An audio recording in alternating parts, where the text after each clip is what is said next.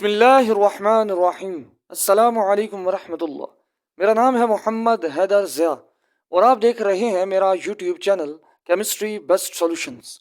Students, आज का जो हमारा मौजू है ये सेकंड ईयर के स्टूडेंट्स के लिए और ए लेवल के स्टूडेंट्स के लिए नहायत ही इम्पोर्टेंट है। आज के इस वीडियो लेक्चर में हम ये जानेंगे कि किस तरह किसी गिवन आयु पैक नेम को आप स्ट्रक्चर में कन्वर्ट कर सकते हैं और ख़ास तौर पे जो कम्प्लेक्स आयु पैक नेम्स होते हैं उन्हें कैसे आप लिख सकते हैं। तो कम्प्लेक्स स्ट्रक्चर्स अक्सर औकात एग्जाम में दिए जाते हैं। तो चलिए मौजू की इब्तिदा करते हैं। लिखा हुआ है 3,3 di methyl hex 4 N2 own. सबसे पहले आपने इस तरह के फार्मूला में दो चीज़ों को हमेशा आइडेंटिफाई करना होता है। नंबर 1 पेरेंट चेन और दूसरे नंबर पर ब्रांचेस को। तो आइडेंटिफाई करेंगे सबसे पहले पेरेंट चेन को। तो हेक्स 4N2 ओन, ये जो मेरा सारा का सारा रीजन है ये पेरेंट चेन को रिप्रेजेंट कर रहा है।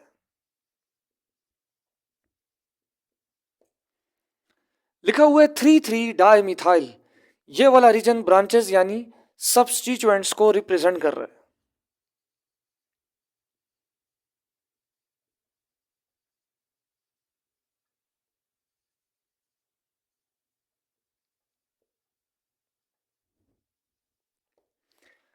तो सबसे पहले स्टूडेंट्स हम पेरेंट चेन को ड्रॉ करेंगे। लिखा हुआ है हेक्स, यूनानी जुबान में ग्रीक नॉमेनक्लेचर में हेक्स से मुराद होता है 6, लेकिन ऑर्गेनिक केमिस्ट्री में हम लोग हेक्स से मुराद 6 कार्बन एटम्स लेते हैं। लिहाजा आपने एक सीक्वेंस में 6 कार्बन एटम्स को लिख लेना है। कार्बन नंबर 1, 2, 3, 4, 5, 6, ये 6 कार्बन मैंने ड्रॉ कर दिए। इसके बाद स्टूडेंट्स आपने ये जो चेन लिखा है इस पेरेंट चेन को आपने नंबरिंग देनी है। तो अब इसको नंबरिंग देते हैं। क्वेश्चन ये पैदा होता है नंबरिंग कैसे देंगे, राइट हैंड साइड से या लेफ्ट से। तो याद रखते हैं किसी भी गिवन आयु पैक नेम को जब आप स्ट्रक्चर में कन्वर्ट कर रहे होते हैं उस वक्त नंबरिंग ये आपकी मर्जी पे डिपेंड करता है।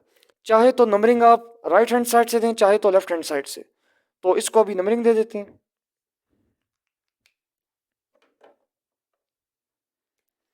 यह है मेरा कार्बन नंबर 1, ये कार्बन नंबर 2, 3, 4, 5, 6। अभी लिखा हुआ है स्टूडेंट्स 4, हेक्स के बाद लिखा हुआ है 4, यानी चौथी पोजीशन पे कुछ मौजूद है। क्या लिखा हुआ है ENN। अब ये ENN किसको शो कर रहा है? बेसिकली ये जो अल्कीन है आपके पास हाइड्रोकार्बन, उसका सफिक्स है ENE इन, जिसके E को ड्रॉप कर दिया गया है। उसकी वजह क्योंकि आगे एक और वावल मौजूद है। जब हमारे पास एक वावल मौजूद हो और उसके बाद एक और वावल आ जाए तो पहले आने वाले वावल को ड्रॉप कर दिया जाता है। तो इसीलिए यहाँ पे जो E था उसे ड्रॉप कर दिया गया है इस O की वजह से। तो ENE इन को ड्रॉप करके ENN लिखा गया है। ये किस बात को रिप्रेजेंट कर रहा है? ये इसे शो कर रहा है कि दो कार्बन के बीच में एटलीस्ट कम से कम एक डबल कोवेलेंट बॉन्ड एग्जिस्ट कर रहा होगा। कहाँ पे? लिखा हुआ है 4, यानी चौथे और पांचवें कार्बन के बीच में आपने एक डबल कोवेलेंट बॉन्ड ड्रॉ कर देना है। तो ये स्टूडेंट्स मैं ड्रॉ कर दूंगा डबल कोवेलेंट बॉन्ड को। इसके बाद लिखा हुआ है 2, यानी दूसरी पोजीशन पर कोई चीज अटैच है। क्या चीज? लिखा हुआ है ONE ओन, यानी मेरे पास फंक्शनल ग्रुप अटैच है कीटोन। बेसिकली ये जो ONE ओन है ये सफिक्स है कीटोन का। तो ये जो दूसरा कार्बन है इसका डबल बॉन्ड बना देंगे हम ऑक्सीजन के साथ। तो ये मेरे पास बन गया कीटोनिक फंक्शनल ग्रुप। इसे मैं आपके लिए हाईलाइट भी कर देता हूँ।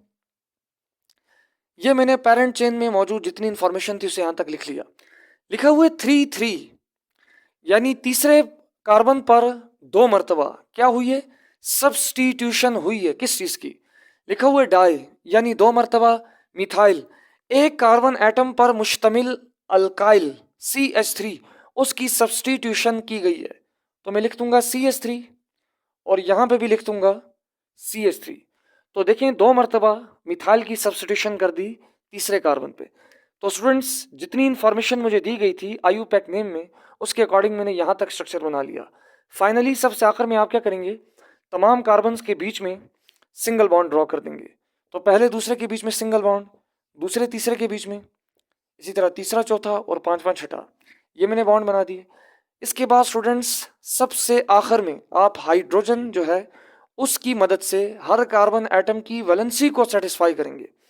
तो ये कार्बन जो है एक बॉन्ड इसने बनाया हुआ है, बकिया 3 बॉन्ड जो आप बनाएंगे इसके, वो खुद बनाएंगे और वो हाइड्रोजन के साथ आपने बनानी है। तो ये इसका ऑक्टेट कंप्लीट। दूसरे कार्बन के 4 बॉन्ड बने हुए हैं, ऑक्टेट कंप्लीट है तीसरे का भी। चौथे कार्बन के 3 बॉन्ड बने हुए हैं, चौथा बॉन्ड बना देंगे हाइड्रोजन के साथ। पांचवें कार्बन के 3 बॉन्ड बने हुए हैं, चौथा बॉन्ड बना देंगे हाइड्रोजन के साथ। कार्बन नंबर 6 जो मुझे नजर आ रहा है, इसका एक बॉन्ड बना हुआ है। बकिया रिमेनिंग यानी 3 बॉन्ड्स जो हैं वो हम बना देंगे किसके साथ, हाइड्रोजन एटम के साथ। तो ये सबसे लास्ट स्टेप होगा आपके इस प्रोसीजर का।